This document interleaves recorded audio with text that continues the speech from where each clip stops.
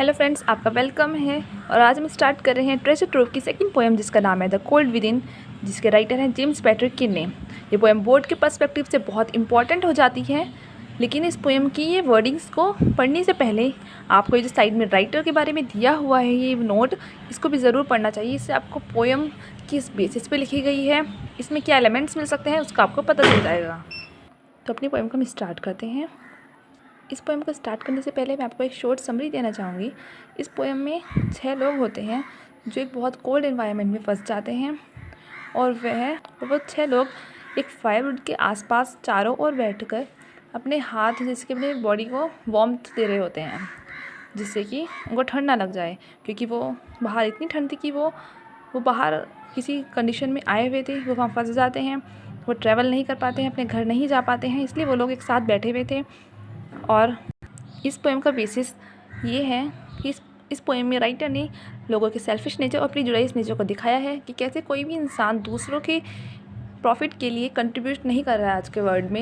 यही राइटर ने दिखाया है। आजकल लोगों के अनकाइंड नेचर को, अनकंट्रीब्यूटिंग नेचर को यहाँ पर राइटर ने दिखाया है। तो हम पोएम को स्टार्ट करते हैं। अगर आपको एक ओवरव्यू मिल गया हो तो इस पोएम की फर्स्ट लाइन कहती है, 6 humans trapped by happenstance in bleak and bitter cold.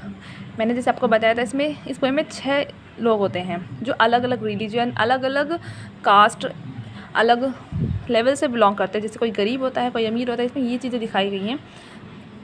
तो वो लोग किसी प्लानिंग या टूर करके नहीं आए होते हैं, वो लोग बाय चांस कोइंसिडेंटली यहाँ पर फंस जाते हैं। और वो यहाँ का एटमॉस्फेयर बताया गया है। आपका एटमॉस्फेयर को अंडरलाइन कर लेना चाहिए, इन ब्लीक एंड बिटर कोल्ड। ये बहुत इंपॉर्टेंट है। अगर आप अपने आंसर्स लिखेंगे तो इन आंसर्स में इन ब्लीक एंड बिटर कोल्ड को ज़रूर अपोस्ट्रोफी कॉमा वगैरह लगा के आप नोट करिएगा। तो वो लोग इतने कोल्ड वेदर में फंस जाते हैं क्योंकि ट्रांसपोर्ट अवेलेबल नहीं होगा, इस वजह से वो लोग बैठे होते हैं। Each one possessed a stick of wood और so the story is told. और हर किसी के पास एक स्टिक होती है वुड की, जो वो फायरवुड जला रखी थी, जो उसमें लकड़ियाँ जल रही थी, वैसे ही एक लकड़ी उन सब के पास थी। टोटल 6 लकड़ियाँ थी, हर एक इंसान के पास एक लकड़ी। और आगे जैसे कि स्टोरी बताई जा रही है, they are dying fire in need of logs but the first one held hers back. और जो वो फायरवुड जल रही थी उसको नीड थी किसी कहीं से लकड़ियों की, नहीं तो वो लकड़ियाँ फायरवुड बुझने वाली थी। लेकिन जो पहला इंसान था, जो सर्कल में हम पहला इंसान को ही सोच सकते हैं, उसने अपनी लकड़ी पीछे रख ली। आगे पढ़ते हैं। 4 of the faces round the fire she noticed one was black. उसका रीज़न क्या था वो बताया जा रहा है। वो इसलिए उसने ऐसा किया क्योंकि जब उसने सारे फेसेस को देखा तो उसने देखा कि उनमें से एक इंसान ब्लैक था। इस पैरा में हमें 2 चीज़ें इंपॉर्टेंट मिली है। एक तो इसमें लिखा है the first one held hers back, इसका मतलब वो एक वुमेन थी। और जो उसमें देखा फोर्थ लाइन में लिखा गया है she noticed one was black, तो इसमें लिखा गया है दूसरा इंसान ब्लैक था। मीन्स ब्लैक नेटिव से होगा, जैसे अफ्रीका वगैरह के लोग होते हैं, या फिर वो ब्लैक कलर में था, ब्लैक टेम्परामेंट में था। तो वो लड़की या वो वुमेन जो थी, या तो फेयर कलर्ड थी या किसी ऐसे नेटिव से बिलोंग करती थी जहाँ पे ब्लैक नहीं होते थे। तो उसने अपनी जो लकड़ी का पीस था वो नहीं दिया। अगला पैरा पढ़ते हैं। The next man looking cross the way so one note of his church. तो जो अगला पर्सन था, सेकंड पर्सन था उस सर्कल में, उसने देखा कि जो एक इंसान था उसमें वो उनके चर्च का नहीं था। इसका मतलब मे बी सब एक ही रिलीजन से बिलोंग करते थे एक्सेप्ट एक इंसान के, जो उनके चर्च का नहीं था। चर्च मीन्स रिलीजन, उनमें से एक क्रिश्चियन नहीं था। आगे पढ़ते हैं। And could not bring himself to give the fire his stick of birch. और इसीलिए उसने जो बर्च, यहाँ पे बर्च एक ट्री होता है, उस ट्री की वुड जो उनके पास थी उसने देने से मना कर दिया, क्योंकि वो किसी दूसरे रिलीजन के इंसान को ज़िंदा नहीं रखना चाहता था। वो उसकी बिल्कुल भी हेल्प नहीं करना चाहता, कंट्रीब्यूशन नहीं करना चाहता था, इसलिए उसने उसकी हेल्प नहीं करी। तो एक इंसान ने हेल्प इसलिए नहीं करी क्योंकि वो ब्लैक था, और दूसरे ने इसलिए नहीं की क्योंकि वह उसके रिलीजन का नहीं था। अब पढ़ते हैं हमारा 4th para. The third one sat in tattered clothes he gave his coat a hitch why should his log be put to use to warm the idle rich. जो थर्ड इंसान था वो टेटर्ड क्लॉथ्स में था, मतलब फटे हुए कपड़ों में था। शैबी जिसको कहते हैं हम, जैसे फटे हुए कपड़े होते हैं जैसे भिखारियों के होते हैं, उस टाइप के कपड़ों में था वो।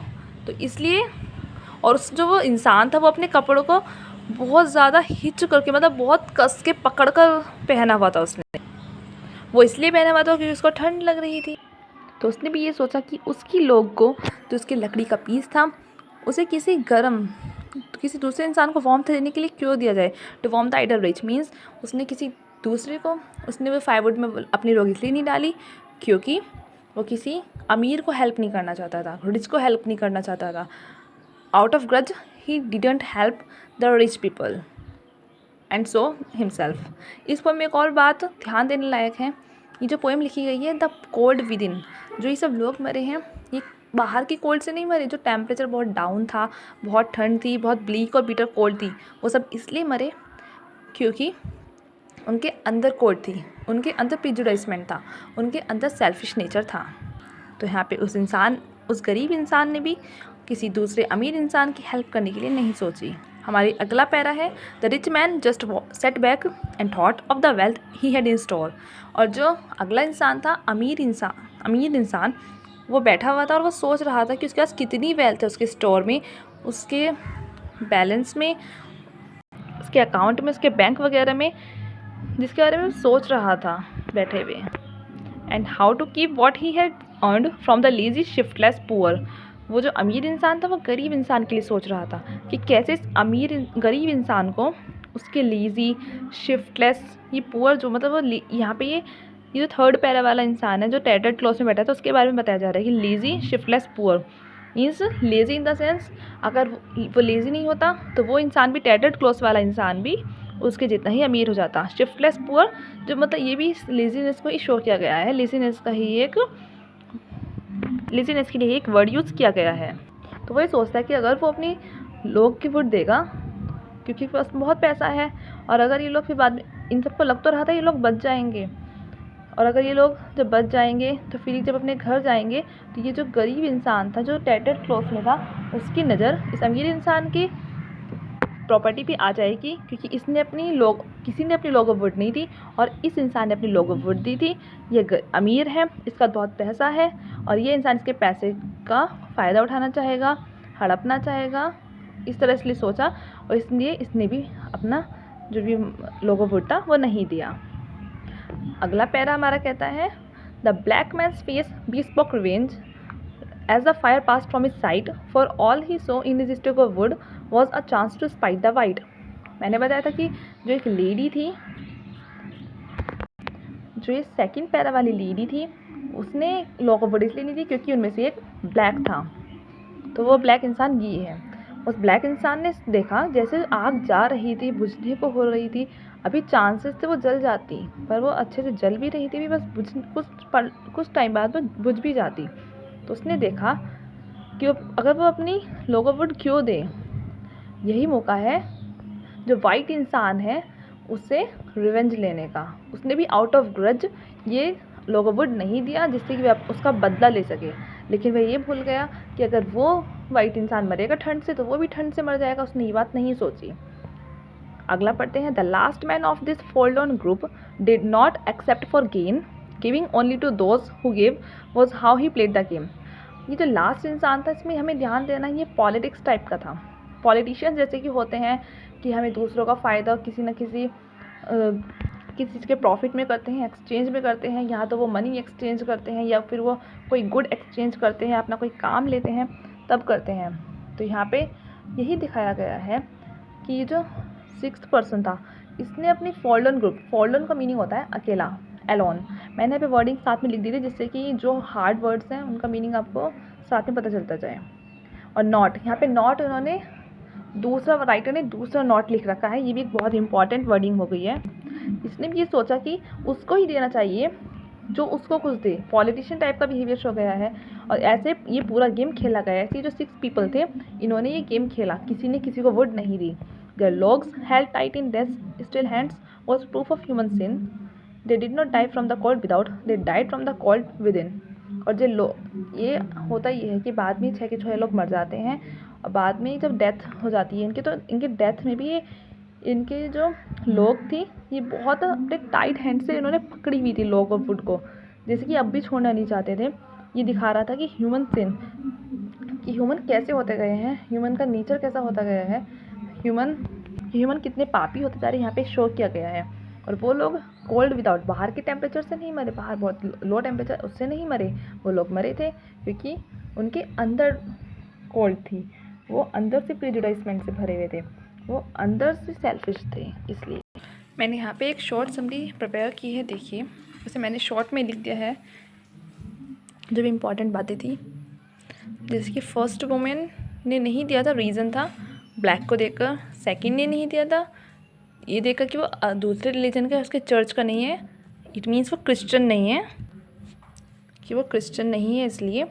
थर्ड वाले ने इसलिए नहीं हेल्प की क्योंकि जो कि टैटूड और रैग्ड क्लोथ्स में था, फटे पुराने कपड़ों में था, जिससे वो आइडल रिच। ये बहुत इंपॉर्टेंट पैरा है, मतलब ये बहुत इंपॉर्टेंट फ्रेज़ क्या कह सकते हैं हम, बहुत इंपॉर्टेंट फ्रेज़ हो जाता है आपके आंसर में लिखने के लिए। अगर आप कभी भी लिखे तो सीधा सीधा रिच मत लिखना, आइडियल रिच लिखना, आपके आंसर इन्हेंस हो जाएंगे।